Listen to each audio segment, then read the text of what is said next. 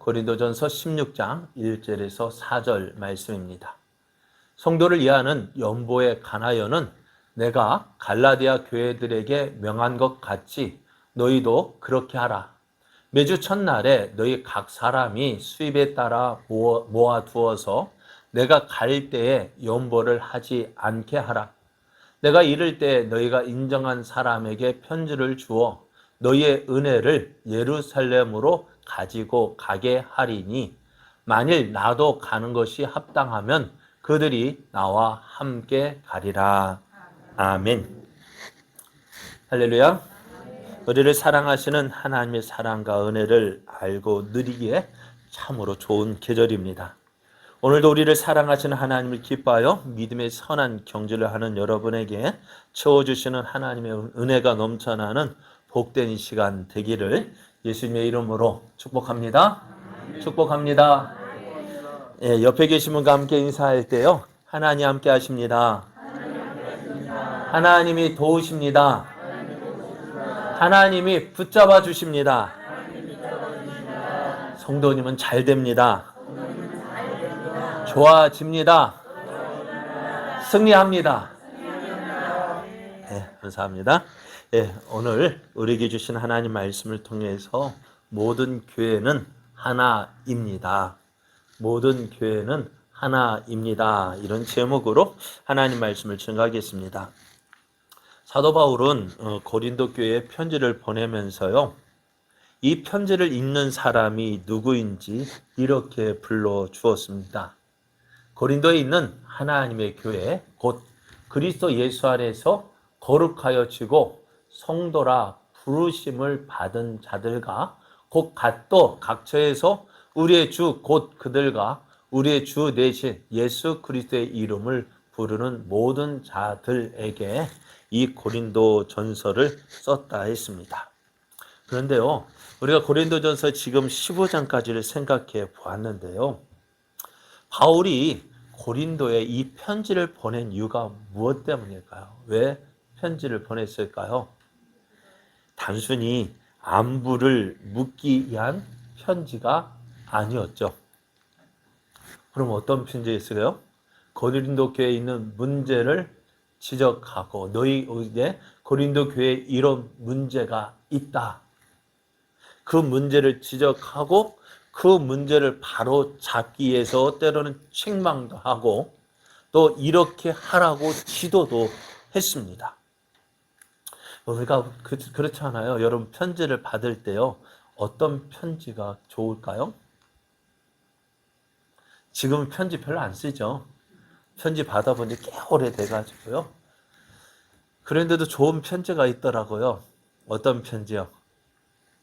아니, 하긴 어떤 편지 하면 받아본 게 없으니까. 근데 세금 낸 거 돌려준다면은 세금 낸 거 돌려준다면은 기분이 좋겠죠. 그런데요, 경찰서에서 딱 차 번호 딱 찍혀가지고 날라오면은 어떨까요? 왜 그랬는지 기분이 안 좋아요. 그죠?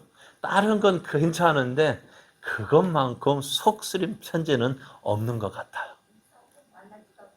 만날 지켜보네요. 그래요. 자, 보세요. 좋은 일로 편지를 보낸다 하면은 쓰는 사람도 기분이 좋고요. 받는 사람도 기분이 좋을 거예요. 그런데 좋지 않은 일로 인해서 편지를 쓸 때 쓰는 사람도 안 좋고요. 받는 사람도 기분이 좋지 않을 거예요. 그럼에도 바울은요, 어떻게 해요? 고린도 교회에 편지를 보냅니다. 어떤 문제예요? 너희에게 이런 문제가 있다는 소식을 들었는데 너희가 어찌해서 이렇게 행했느냐 하면서 책망도 하고요. 어떻게 했다고요? 바르게 지도도 했습니다. 그러면서도 바울은요, 이렇게 편지를 쓰면서도 저들이 계속해서 문제 있는 교회로 남을 것이라고 생각했을까요? 바울이 고린도 교회에 편지를 쓴 이유, 너에게 이런 문제가 있다, 이렇게 해야 된다라고 이야기할 때 이 편지를 쓰는 이유는요, 저들이 지금은 문제가 있지만은 어떻게 저희들이 이제는 그 문제를 회복하고 문제를 해결하고 하나님이 기뻐하시는 교회로 세워질 것을 소망했습니다. 또 그 일을 기대하면서 편지를 썼습니다. 왜 그럴까요? 이것이 바로 교회가요, 문제 있는 교회지만 그 교회는 문제 있는 교회라 할지라도 그 교회는 어떤 교회요? 하나님의 교회이기 때문입니다. 그래서 바울은요, 고린도 교회를 볼 때 지금 문제가 많은 교회였지만은요, 우리도 그렇잖아요. 학교에 있을 때 뭐라 하던가, 말썽 말은 일으키는 아이 뭐라 해요? 문제하라고 하고요. 군대에서는 예전엔 고문관이라 하고 요즘엔 간신사병이라 하고요. 언제 어떻게 터질지 모르니까요. 그러니까 한번 찍히면 어떻게 돼? 계속 문자로 남아요. 그런데 바울은요, 그렇게 보지 않았어요. 하나님은 그렇게 보지 않았어요. 자, 다시 한번 고린도에 있는 문제 있는 교회라고 부르지 않고요. 뭐라고 불렀어요? 하나님의 교회라고 불렀습니다. 하나님의 교회. 어디서 많이 들어본 것 같죠? 어디서 들어봤어요? 그렇죠. 예전에 안산홍이 자칭 하나님 아버지고요. 장길자란 여자가 자칭 어머니 하나님이 되어버렸어요. 저희들은 사람이 하나님이에요. 그거 자기 스스로 나 하나님의 교회라고 한다 한들 하나님이 인정하시지 않는데 그게 하나님의 교회라고 할 수 있겠습니까? 그래, 오늘 여기서 말씀하시는 하나님의 교회는요, 예수님의 피값으로 산 교회입니다. 예수 그리스도를 믿고 주 예수 그리스도의 이름으로 모이는 성도들이 모이는 그것이 바로 교회고 그것이 하나님의 교회입니다. 그것이 비록 약하고 보잘것없고 숫자가 얼마 안 된다 할지라도 세상 사람 그게 그렇게 작은 교회라고 말할지는 몰라도요, 하나님은요 그렇게 안 보신다는 거죠. 여러분도 우리도 자녀 키울 때 그렇잖아요. 내 자녀가 아무리 약하고 보잘것없다 할지라도 부모는요 그렇게 보지 않잖아요. 다른 애는 너의 애가 왜 그래 그 모양이냐 해도요, 어때? 속은 상하지만은요 어떻게 했을까요? 속상해서 넌 내 아들 아니야 라고 버렸을까요? 어떻게 해요? 버리지 않았어요. 왜요? 다른 사람은 다 그렇게 본다 할지라도 내 자녀만큼은 어떻게 해요? 바르게 자랄 것을 기대했고요. 소망했고요. 또 그렇게 키워냈잖아요. 여러분. 맞아요? 틀려요? 그렇잖아요. 어렸을 때 우리도 두 아들이 있었는데요. 어느 날 집에 들어가 보니까요. 벽이요. 완전 시뻘겋게 막 되어져 있고요. 어때는 벽지가요. 도배한 것이 다 찢어져 가지고 회색 속살이 드러나 보이고요. 난감했어요. 아이고 저게 커가지고 뭐가 될런지. 그래도 어떻게 키워보니까요. 그래 종종 어제 서울 가니까 아빠 뭐해? 언제 왔어? 밥은 먹었어? 이제 걱정을 해주더라고요. 야, 그것이 그때 그랬던 것이 지금 커가지고 아버지 걱정을 해줘요. 그러니까요. 지금 바울이 볼 때 문제 있는 교회, 하나님 영광을 가리는 교회, 그렇게 보이는 것 같지만은 바울은 그렇다 할지라도 실망하지 않고요. 낙심하지 않고요. 그 교회를 고린도에 있는 문제 있는 교회를 라고 말하지 않고 뭐라고요? 하나님의 교회라고 말씀하고 있고요. 또 그 교회에 있는 왜 교회가 문제 있는 문제 교회가 될까요? 그 교회 성도들에게도 문제가 있기 때문 아닐까요? 그럼에도 어떻게 해요? 그리스도 예수 안에서 거룩하여지고 성도라 부르심을 받은 자들이라고 말씀합니다. 여기 어떻게 이렇게 될 수 있을까요? 예? 어떻게 이렇게 될 수 있을까요? 사람의 눈으로 볼 땐 소망이 없다 할지라도요, 하나님이 하시면은요, 변화가 되어져요. 하나님은 그러니까 교회의 주인은 누구예요?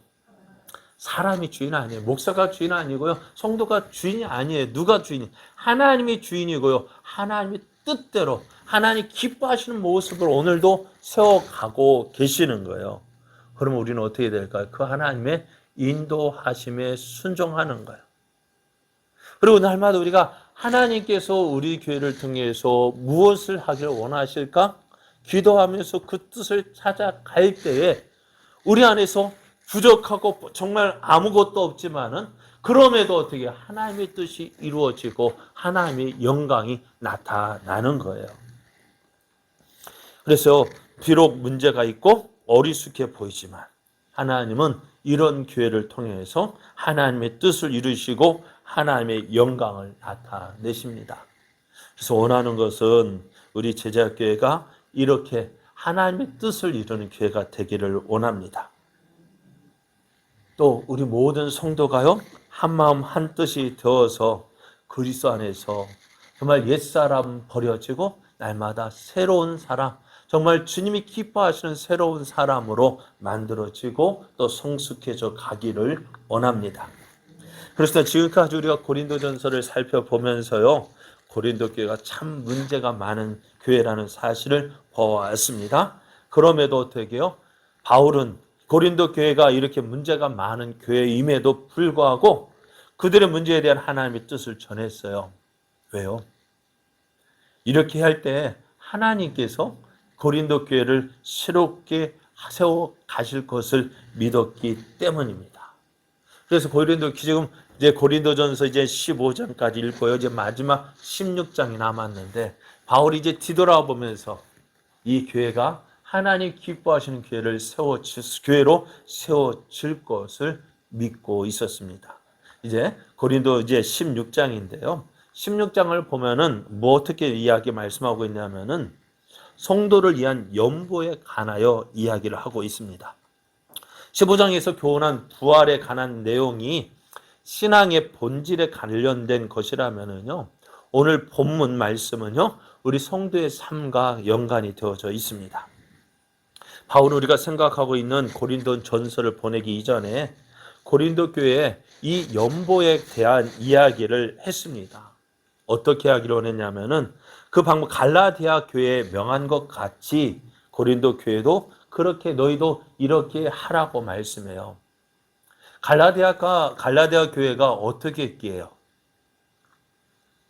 갈라디아 교회가 무엇을 명했냐면 갈라디아서 6장 6절을 보면은 가르침을 받는 자는 말씀을 가르치는 자와 모든 좋은 것을 함께 하라고 편지를 했습니다. 그리고요 10절 말씀에 그러므로 우리는 기회 있는 대로 모든 이에게 착한 일을 하되 더욱 믿음의 가정들에게 할 짐이라고 말씀했습니다.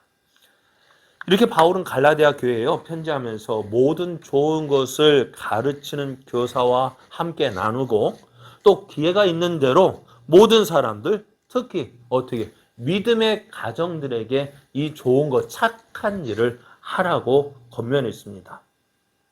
그래서 여기서 좋은 것과 착한 일은요 정신적인 것이 아니라 어떻게 물질과 연관된 것입니다.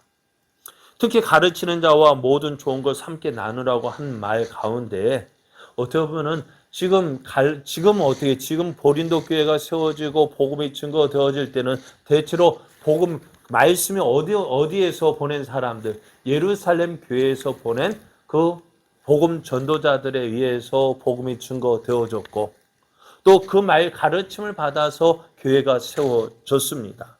그러니까 어떻게 보면은 이런 흐름 가운데서 그 갈라디아 교회에게 하는 말이 너에게 말씀을 가르치는 자, 또 말씀을 가르칠 사람을 보내지 예루살렘 교회를 생각하라는 모습도 있고요. 또 교회의 교사로 세움을 받는 목사의 생활비를 부담하는 문제와 연관이 되어 있기도 합니다. 그리고요, 주변의 가난한 이웃들, 그들을 돌아보는데 특별히 어떤 사람들, 교회에 속한 여러 성도들이 서로 간의 생활 문제를 돌아보아야 한다는 사실을 말해 주었습니다. 그래서 사도행전 11장을 보면은요, 이 일에 대해서 이렇게 이것이 어떤 일인지 사도행전 11장을 보면은 이렇게 이야기하고 있어요. 바울과 바나바가 안디옥에서 교회를 섬기고 있을 때에 예루살렘에서 온 선지자들 몇 사람 가운데 아가보라는 사람이 있었습니다. 그런데 이 아가보라는 이 선지자가 예언하기를 수년 내에 큰 흉년이 들 것이다 라고 예언을 했어요. 그리고 이 예언이요, 로마 제국의 글라디오 황제 때에 일어났어요. 그 흉년이요, 온 땅에 기근이 일어서 특히 어디에? 예루살렘에 큰 흉년이 들었습니다. 그때 바울은요, 앞에서 말 갈라디아 지역에 있는 성도들, 그 성도들에게 예루살렘 교회를, 어려움 당하고 있는 예루살렘 교회를 위해서 힘대로 연보할 것을 당부했습니다. 그것이 이제 사도행전 17장, 11장 27절에서 30절에 이렇게 기록되어져 있어요. 그때 선지자들이 예루살렘에서 안디옥에 이르니 그 중에 아가보라는 한 사람이 일어나 성령으로 말하되 천하에 큰 흉년이 들리라 하더니 글라우디오 때에 그렇게 되니라. 제자들이 각각 그 힘대로 유대에 사는 형제들에게 부조를 보내기로 작정하고 이를 실행하여 바나바와 사울의 손으로 장로들에게 보내니라 했습니다. 이렇게 바울과 바나바는요, 갈라디아 지역에 있는 교회들이 모은 연보를 예루살렘으로 가지고 가서 전달을 했고요. 또 이 일을 또 고린도 교회에 편지하면서 이것과 같이 고린도 교회도 어떻게 심한 기근에 처한 예루살렘 교회의 성도들을 위한 연보를 하도록 부탁을 했습니다. 자, 사도 바울이 이렇게 부탁을 하면서 그럼 이 헌금을, 이 연보를 어떻게 해야 될 것인지 그 방법도 이야기해 줬는데요. 오늘 말씀을 보면은 1절을 보면 성도를 위하여는 성도를 위하는 연보에 관하여는 어떻게 내가 갈라디아 교회들에게 명한 것 같이 너희도 그렇게 하라.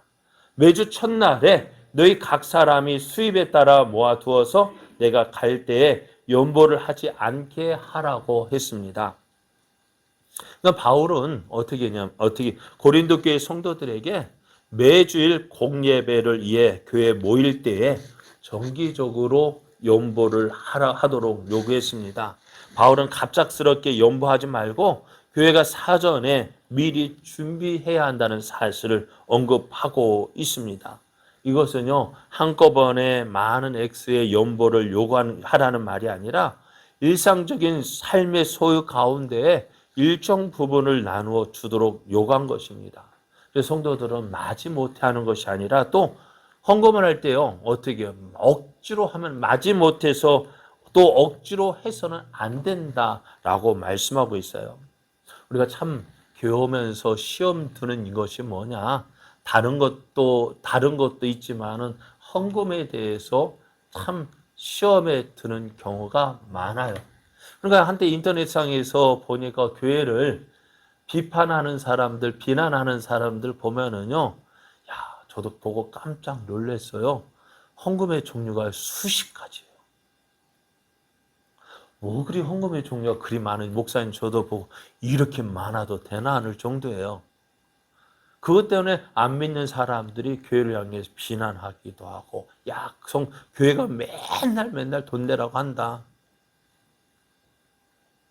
그런데 그것을 어떻게 보면은요, 그건 일부 교회가 그렇지, 우리 교회는 안 그러잖아요.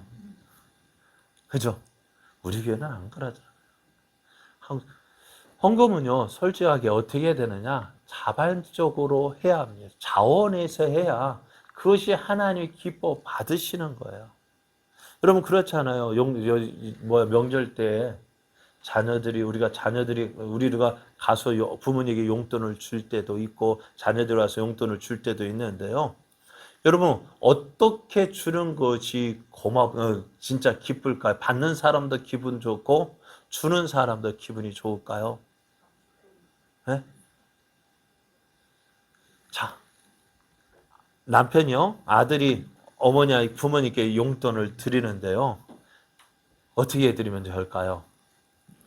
누가 볼까봐 겁이 나가지고 살짝 엄마 이거 쓰세요 하고 드리고 가는 것이 기분이 좋을까요? 아니면은 며느리와 함께 와서 어머니 이거 쓰세요 하고 드리는 것이 기분이 좋을까요? 예? 몰래 주는 것이? 예? 몰래 주는 것이 기분 좋을까요? 그렇게 받는 것은 받는 사람도 별로 안 좋고 주는 사람도 좀 그럴 것 같아요. 그러니까 어떻게 부모님한테 용돈을 드리는 것도 어떻게 가족의 아들과 며느리가 그 함께 기쁨으로 드려야 그게 받는 사람도 기분이 좋은 거예요. 하나님도 그런 마음일 거예요.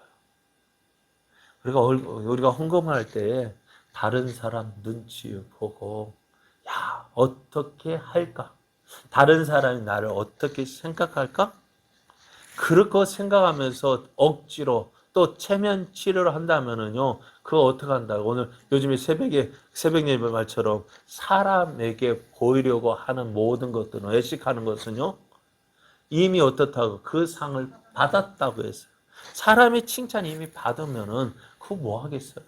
하나님은 아무 유익이 없는데. 그래서 우리는 어떻게 해요? 기쁨으로 자원하는 마음으로 그래 어떤 드렸던 그 값을 심지어 내가 별거 아닌 것 같더라도 기쁨으로 드리는 거 하나님 원하시는 거예요. 그러기 위해서 어떻게 될까요?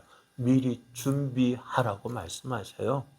그래서 저는 뭐 우스갯소리를 이야기했습니다만은 교회에서 이제 재정비 헌금하고 헌금을 개수하는데요. 깜짝 놀랐대요. 어느 교회에서요. 우리 교회 말고요. 어느 교회에서요. 그런데 보니까요. 1,000만 원짜리 수표 딱 들어있는 거예요. 그런데 헌금한 사람 보니까 그 헌금한 사람 보니까요. 가만히 아무리 생각해봐도요. 이 사람이 이렇게 헌금할 사람이 아니라는 거예요.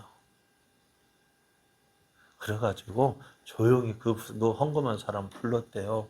오늘 이렇게 헌금했는데 이게 맞냐고 물어봤대요. 그랬더니 본인도 깜짝 놀라더래요. 왜요? 자기 생각에는 1,000만 원 할 생각이 전혀 없었는데요. 1,000만 원이 헌금이 되어진 거예요. 그래요. 어떻게 그렇게 했는지 자기가 생각해 보니까요. 호주머니에 뒤지다가 그냥 손에 잡힌 대로 넣는 것 같아요. 그런데 그 가운데 뭐 집 전세 계약권을 받은 돈이 있었는데 그게 잡혀가 들어간 것 같아요. 오늘 우리가 하나님 앞에 헌금을 드릴 때요. 어떻게요? 준비해서 드려줘야 돼요. 예전에 어렸을 때 저희 부모님이 그렇게 헌금하는 것을 보지 못했지만은 어렸을 때 저희 부모님 교회 다니지 않았지만은 다른 분들 보면은요 성경책에 보면은요 항상 새 돈 빳빳한 돈이 있더라고요. 왜 그럴까요? 지금의 새 돈 신권 쉽게 구입 은행 가서 바꿀 수 있지만은 그 당시에는 신권 만지기가 어려웠던 거예요. 그래서 가게에서 하다가 잔돈 받던 하여간 돈 받던지 조금 새 돈이면 이건 어떻게 하겠다고 헌금해야지 하고 빼놨던 거예요. 그렇게 옛날 어르신들은요. 그렇게 하나님께 드리는 헌금에 대해서 마음을 가지고 있었고 정성을 다해서 그렇게 준비를 했던 거예요. 참 어떻게 보면은 그런 모습이 그때 헌금한 것이 비록 적은 액수라 할지라도 어떨까요? 하나님은 그 마음을 보시는 분이시기에 어떨까요? 그것을 기뻐하시지 않으셨어요. 그러니까 그 마음, 그 정성을 받으시고 어떻게 해요? 하나님께서 우리 이 땅의 교회에 복을 주시고 은혜를 주셔서 복음이 증거되어진 100여 년 만에 이렇게 많은 교회를 세우셨고 많은 부흥의 역사를 이루셨지 않을까 하는 생각이 듭니다. 그런데 오늘 우리는요, 어떨까요? 그런 정성, 그런 마음이 조금씩 사라져 가는 것 같아요. 비록 그것이 별거 아닌 것 같지만 우리의 어떨까요? 그 마음, 정성, 우리는 그것을 우리가 본받아서요. 그 모습으로 어떻게 주님 기뻐하시는 교회를 세워가는 것이 우리들이 정말 그러니까 옛날 거 다 나쁘다 아니에요. 그런 순수한 마음과 전통은 본받아서 우리도 그렇게 행해야 되지 않을까 하는 생각이 듭니다. 그래서 바울도 이렇게 이야기합니다. 너희가 억지로 할 것이 아니다. 어떻게요? 미리 준비하라고 이야기합니다. 그래서 사도 바울이 차후 이제 고린도 후서를 기록하면서 이렇게 이야기합니다. 그러므로 내가 이 형제들로 먼저 너에게 가서 너희가 전에 약속한 연보를 미리 준비하게 하도록 권면하는 것이 필요할 줄 생각하였노니 이렇게 준비하여야 참 연보답고 억지가 아니니라 했어요. 어떤 큰일이 닥칠 때 그 헌금하라고 할 것이 강요하는 것이 아니라 미리 준비해서 드려지는 것이 하나님 기뻐하시는 것이라고 말씀했어요. 그래서 그렇게 할 때 어떻게 될까요? 다른 사람을 의식하지 않아요. 그러니까 다른 사람을 의식하지 아니하고 내 마음의 자원에서 드려지는 것이 성숙한 삶의 표현일 수가 있습니다. 그래서 사도 바울이요, 오늘 본문이 보여주고 있는 바는 연보가 누구를 위한 것이라고 말씀하고 있어요. 16장 1절을 보면은 다시 한번 보면은요, 누구를 위한 연보요? 성도를 위한 연보라고 말씀하고 있어요. 연보가 교회를 위한 것이 아니라 성도들을 위한 것임을 언급하고 있는 것인데요. 자, 우리가 저기서 살펴볼 것은 뭐냐? 연보가 하나님께 바쳐진다고 하는 것이 아니라는 사실이에요. 연보는 하나님께 바치는 물질이 아니라 교회를 이루고 있는 하나님의 자녀들이 지상교회에 속한 성도들을 위한 것입니다. 그리고 하나님께서 그러면 하나님 기뻐하시는 것이 뭘까요? 무엇을 기뻐하실까요? 그 물질 자체가 될 수 없는 거예요. 하나님 무엇을 기뻐하시느냐? 자신의 뜻에 온전히 순종함으로 삶과 소유를 나눌 줄 아는 그 성도들을 기뻐하시는 거예요.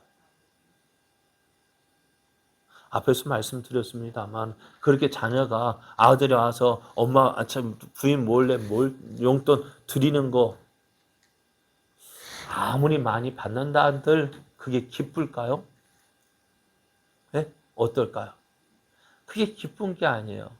정말 그런 거 많이 받아서 물론 많이 주면 좋겠지만 어때요? 그 마음을 보는 거예요. 마음이 기쁜 거예요. 그러니까 자녀들이 이제 자라서 이 녀석들이 누구를 생각한다. 부모를 생각하는구나. 그렇게 자랐구나. 그렇게 성장했구나. 그것이 기쁜 거지. 막 그 용돈 그거 금액을 보고 기뻐하는 것이 아니잖아요. 하나님도요. 자신의 뜻에 온전히 순종함으로 하나님 삶과 소유를 나눌 줄 아는 그 마음, 그 믿음을 기뻐하시는 거예요. 하나님께서 요구하시는 것은요, 많은 액수의 물질이 아니라 교회와 어려운 성도들을 기억하는 성도들의 올바른 신앙 자세를 기뻐하시는 거예요. 근데 솔직한 마음으로 목사는 무엇을 원할까요? 저도 사람이기 때문에 사람이지요. 그렇기 때문에 한때는 걱정도 하고 헌금이 걱정도 하고 염려도 하지만은 하나님은 어떻다고요? 그렇지 않다고. 그 두려지는 그러니까 두렵도 나고 당시에 예수님이 예루살렘 성전 앞에서 앉아가지고 들어오는 사람들이 헌금 드리는 것을 다 지켜보셨다고요. 앉아가지고 그 당시에 헌금을 드릴 때 어떻게 되냐면은요. 헌금하면 어떻게 되냐면 나팔이 있죠. 나팔이 어떻게 돼요? 그걸 뭐라고 합니까? 그 앞에 나팔처럼 이렇게 생각이 쑥 데려갔어요. 그러니까 많은 거 부어도 싹 받을 수 있도록. 그러니까 부자들은 당시에 지폐가 있었을까요? 지폐가 없었거든요. 그럼 뭐가 있어요? 다 동전이었어요. 그러니까 부자들은 많은 돈 가져와서 자루로 가져 그 헌금한 면복에 붓는데요. 어떻게 할까요? 그 동전이 그 나팔 거기에 그 나팔 모양과 같은데 부어질 때 무슨 소리가 날까요? 그 소리가 얼마나 길게 나는지 그걸 가지고 나 이렇게 많이 헌금 많이 했어 하고 어떻게 해요? 자기를 드러내기도 합니다. 그런데 두렵던 드렸던 그 여인 가보 보십시오. 그 드릴 때 어떤 소리 날까요? 땡그랑 소리 나도 그래 좋죠. 그래 땡그랑 소리도 안 났을 것 같아요. 덜컥 탕, 팅 소리만 났지. 그런데 주님은 무엇을 보셨을까요? 누가 많이 드렸다고요? 가부가요? 정말요? 두렵돈밖에 안 된다고. 우리말로 하면 500원밖에 안 돼요. 우리가 볼 때요. 우리는 금액을 가지고 이야기를 합니다. 그죠? 금액을 가지고 이 사람이 얼마나 많이 드렸나 그것을 이야기하지만은요. 하나님은 무엇을 보실까요? 자, 한번 비율을 한번 따져보셔요. 부자가 드린 것은요. 많은 것 중에 일부. 몇 퍼센트인지 그가 부자가 가니 많은 것 중에 이만큼이라 해도요. 어떨까요? 다른 사람이 가진 것보다는 많다는 거예요. 많은 것 중에 일부를 드린 것하고 이 가부가 두렙돈을 드렸는데 그 두렙돈은 뭐라고요? 그의 모든 것이라고 하셨어요. 그러니까 누가 많이 드린 거예요? 그래요. 모든 것들이. 그러니까 우리 사람들은 무엇을 본다고요? 금액을 보지만 하나님 무엇을 보신다고요? 그가 드려진 모든 것 가운데 우리 전부의 그걸 마음을 보시는 거예요. 그런데 예수님 뭐라 말씀하셔요? 이 두렵돈 드린 여인이 여기 많은 사람에게 가장 많은 것을 드렸다고 말씀하시잖아요. 오늘 우리 주님 앞에 우리가 그런 모습을 드려주길 원해요. 무엇을 원하시느냐? 그 주님을 사랑하는 마음으로 드려주는 그 연보를 기뻐하시는 거예요. 그러니까 어떻게 해요? 우리가 마음으로 준비해야 돼요. 하나님 앞에 일주일 동안 생활하면서 하나님을 내가 어떻게 연보해야 될지 마음으로 정성으로 기도하면서 기쁨으로 드릴 수 있도록 준비를 해야 합니다. 그런데 바울이 뭐라고 이야기하고 있어요? 그런데 바울이요. 이 연보를 어떻게 한다고요? 누구를 위해서 한다고요? 성도를 위해서 하는데 이 성도를 위하는 것인데요. 그런데 이 고린도 교회 성도들이 아니라 어디로 가져갈 것을 헌금하면 예루살렘 교회를 위해서 헌금을 하겠다고 이 헌금을 사용하겠다고 말씀하고 있어요. 그래서 로마서 15장 25절을 보면은요. 25절을 그러나 이제는 내가 성도를 섬기는 일로 예루살렘에 가노니 이는 마게도냐와 아가야 사람들이 예루살렘 성도 중 가난한 자들을 위하여 기쁘게 얼마를 연보하였음이라. 저희가 기뻐서 하였거니와 또한 저희는 그들에게 빚진 자니 만일 이방인들이 그들의 영적인 것을 나눠 가졌으면 육적인 것으로 그들을 섬기는 것이 마땅하다고 했어요. 지금 앞에서 말씀드린 대로 아가야라는 선지자가 큰 기근이 일어날 것이라 예언했고 그 예언한 대로 예루살렘에 흉년이 들어서 예루살렘에 있는 교회 성도들이 어려움을 당하게 되었습니다. 그래서 바울이 어떻게 각처에 있는 교회에 연락을 해서 예루살렘 교회를 위해서 너희들이 연보를 해라. 그래서 그것을 어떻게 해요? 예루살렘 교회에 어려움 당하고 있는 성도들을 위해서 사용하자 했습니다. 그래서 그 이유가 뭐냐? 오늘 27절 말 로마서 15장 27절을 보면은 저희가 기뻐서 하였거니와 또한 저희는 그들에게 빚진 자라고 했어요. 왜요? 만약 그 이방인들이 그들의 영적인 것을 나눠 가졌으면 그럼 예루살렘 교회에서 복음이 시작이 되어져서 복음이 증거되어졌고 그 복음이 어디예요? 지금 저들 교회 증거가 되어졌어요. 그러니까 어떻게 영적인 것을 나눠 가졌으면 어떻다고요? 육적인 것으로 그들을 섬기는 것이 마땅하다고 말씀합니다. 그래서 바울은 당시 전 세계에 흩어져 있는 모든 교회들이 모체가 되는 예루살렘 교회가 굳건하게 서 있어야 한다는 생각을 했을 것이 분명해요. 그 바울은 단순한 구제 차원 이상의 중요한 의미를 염두에 두고 있었던 거예요. 예루살렘 교회가 흔들리면 모체되는 그 교회가 흔들리면 안 된다는 거예요. 그래서 기근에 빠진 예루살렘 교회에 대한 바울의 대응은 단순히 감성적인 자세가 아니라 매우 현실적이고 구체적인 것이었습니다. 하나님을 경외한 성도들은 죄악된 이 세상에서 함께 살아가야 할 백성입니다. 따라서 우리가 소유한 재물은요, 나와 내 가족만을 위한 것이 아닙니다. 만일 우리에게 넘쳐나는 물질이 있다면 어떻게 될까요? 그것을 항상 하나님의 복음과 극심한 가난에 빠져 있는 성도들을 향해서 흘려보낼 수 있어야 됩니다. 은혜는 어떻게 돼야 된다고요? 넘쳐서 흘려보내야 돼요. 그런데 그것이 흘려보내지 않으면 어떻게 될까요? 썩어져요. 저는 이거 보면서 달란트 비유를 생각해 봤어요. 5달란트, 2달란트 받은 자. 그것을 많은 돈으로 생각해도 그렇겠지만 그걸 가만히 묻어두면 뭐가 돼요? 썩어지는 거예요. 우리가 하나님께서 주신 은혜도요, 5달란트만큼 많이 받은 자는 어떻게, 그것을 흘려보낼 때에 그것이 더 차고 넘치는 거예요. 그런데 그것을 내가 은혜 받았으니까 나 혼자 써야지 하면 어떻게 될까요? 그게 뭐가 되어질까요? 고인 것이 어떻게 되어질까요? 문제가 되어지는 것입니다. 그래서 바울은 그 성도들이 너희가 예루살렘 교회를 통해서 은혜를 받았다 한다면 이제 그 받은 은혜를 어떻게 해요? 다시 흘려보내야 한다고 말씀하고 있습니다. 그래서 바울은 고린도 교회가 매주일 힘써 모은 연보를 예루살렘으로 보낼 때에 그들이 인정하는 사람, 나 못 믿겠거든. 너희들이 인정하는 사람 택해서 보내고 그 다음에 나도 너희들이 원한다면 나도 가겠다고 이야기를 하고 있어요.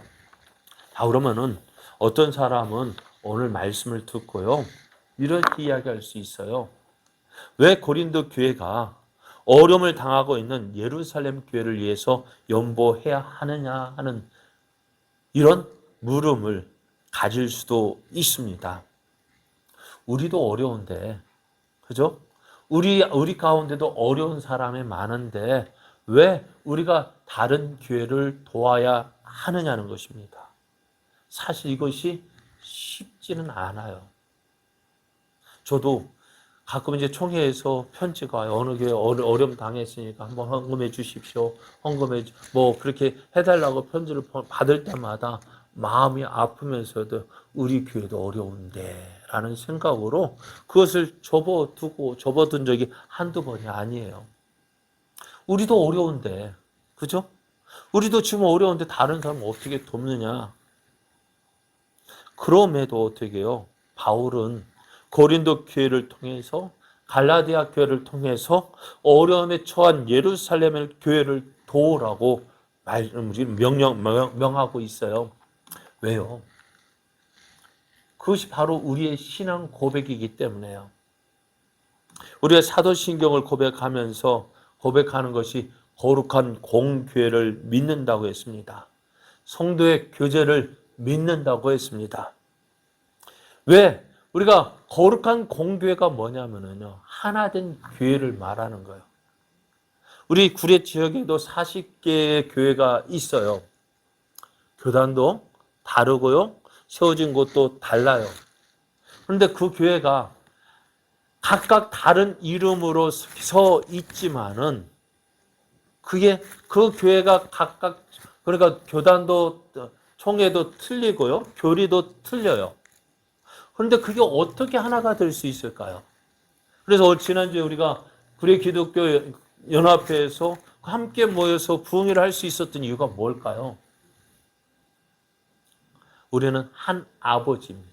하나님이 우리의 한 아버지가 되시고요, 우리가 믿는 주님도 한 분이시고요, 성령님도 한 분이기 때문에. 우리가 그러잖아요. 저희도 어떻게 해요? 저희는 오형제입니다만 오형제가 다 누구예요? 한 아버지요. 그럴 때 우리는 한 가족이 되어지는 거예요. 한 식구가 되어지는 거예요. 그런데 한 식구가 되어지는데 누가 어려움 당할 때 그 어려움 네가 당한 것이 어떻게 해요? 너 혼자 하라고, 너 혼자 그것을 이겨내라고 하지 않잖아요. 왜요? 한 가족이기 때문에 그렇습니다. 그리고 오늘 공교회를 믿는다는 것은 뭐냐면 하나된 교회를 믿는다는 거예요. 몸은 떨어져 있지만 세워진 곳은 다르다 하지만 교회는 하나라는 것입니다. 그래서 우리가 교회가 하나 되어지는 거예요. 사실 우리 제자교회가 여기에 지금 이렇게 서 있는 것도요, 우리 힘과 노력만으로 되어진 것일까요? 아닙니다. 우리 교회가, 제자교회가 여기 서 있는 것이요, 우리의 힘과 노력만으로 되어졌다면은 우리는 벌써 어떻게 제자교회는 없어졌을지도 몰라요. 그런데요, 우리 교회를 위해서 기도하는 교회가 있고요, 돕는 교회도 있습니다. 그리고 우리가 붕어빵 오늘 간정에서도 저희 수기에서도 이 말씀 드렸습니다. 우리가 어려울 때 어느 교회가 우리 교회를 돕겠다고 했어요. 우리가 그냥 돕는 우리가 붕어빵 전도 하겠다니까 그러면 우리가 그 붕어빵 전도에 쓰는 도구도 준비해 줄게. 그런데 그것만 있다고 될까요? 그 형편이 어려운데 재료도 준비해야 될 테니까 내가 그것도 대줄게. 그게 사실은 쉬운 게 아니잖아요. 그럼에도 그렇다고 해서 그 교회가 큰 교회도 아니에요. 섬에 있는 교회예요. 섬에 있는 그 교회에서 우리 교회를 돕겠다고 했고요. 우리는 그 도움을 받아서 붕어빵 전도를 시작했어요. 그렇게 했더니 어떻게 그들이 그 교회에서 목사님 그게 솔직하게 하기를 우리 교회도 나이 드신 분들이 많대요. 그분들이 한 푼 한 푼 모아서 그 모은 돈으로 우리 교회를 도왔다고 말씀하시더라고요. 그럼 우리 교회가 그러니까 나 혼자의 힘으로 세워진 것이 아니라 우리가 어려움 당하니까 밖에 다른 교회들이 도와주고요. 그 기도도 해주고요. 그렇게 해서 우리 교회가 이렇게 시험을 받았다고요. 왜요? 하나의 교회이기 때문에요. 그럼 우리도 이제는 어떻게 될까요? 우리도 여기까지 이렇게 세워진 것도 하나님의 은혜로 간다면요. 이제 이 은혜를 받은 우리들이 어떻게 될까요? 우리 교회만이라고 한다면요. 어떻게 될까요? 그 안에 문제가 생기게 되어집니다. 죄송하지만 예루살렘 교회요. 예루살렘 교회가 부흥이 되어졌어요. 5천 명이 한 번 설교했더니 5천 명이 예수님을 믿었고요. 또 한 번 설교했더니 3천 명이 회개하고요. 교회가 어느 날 갑자기 120명이었던 성도들이요. 어느 날 갑자기 10,000명 가까이 늘어났어요. 좋죠. 우리 교회도 이런 역사가 일어났으면 좋겠어요. 그러면 제가 요번에 지난 월요일 날 서울 사랑의 교회 한국교회 섬김의 날이라 해서 1박 2일로 다녀왔는데요. 깜짝 놀랐어요. 5,000명, 6,000명이 모였다 한 6,000명 가까운 숫자가 모였는데 그런 숫자를 본 적이 없거든요. 눈이 동그래지. 그래서 그분들이 대부분 목사님하고 사모님이라는 거예요. 그리고 섬기는 그 교회 성도들 있었지만은 6,000명이 모여도 그런데 한번 10,000명이 모인다고 생각해 보십시오. 어떨까요? 그들이 함께 찬송하고 그들이 함께 기도했더니요. 그 오정희 목사님 설교가 그 예배당 천정이 들썩들썩 거렸다 하는데 넘어질 뻔했어요. 무너질 뻔했어요. 그렇게 많은 교회가 성도가 부흥되니까 어떨까? 좋다. 베드로의 고백대로 저 변화산 올라갔을 때 그 고백대로 주여 여기가 좋사오니 우리끼리 여기서 이 기쁨, 이 즐거움, 이 은혜를 누리십시다 했어요. 그랬더니 어떻게 될까요? 주님은 그 변화산을 내려 가져가셨습니다. 그래 예수님 예루살렘에 모였던 그 교회가 부흥되어질 때에 예루살렘에 있던 사람들은 어떤 생각을 했을까요? 우리가 좋다, 여기가 좋다. 주님이 원하시는 것은 뭘까요? 오직 너희에게 성령이 임하시면 너희가 권능을 받고 예루살렘과 온 유대와 사마리아와 땅끝까지 이르러 내 증인이 되기를 원하셨는데 그 말씀이 어디예요? 예루살렘에만 머무시니까 어떻게 되어졌을까요? 교회에 핍박이 일어났어요. 그러니까 억지로 흩으셨어요. 억지로 흩으니까 흩어진 그 사람들이 어떻게 해요? 나가서 복음을 전하는데 사마리아에 복음을 전해지고요. 또 안독에 가서도 복음이 증거되어졌는데 안독에는 교회가 세워졌는데 어떤 사람들이 세웠을까요? 유대인이 아닌 이방인들에 의해서 교회가 세워지고요.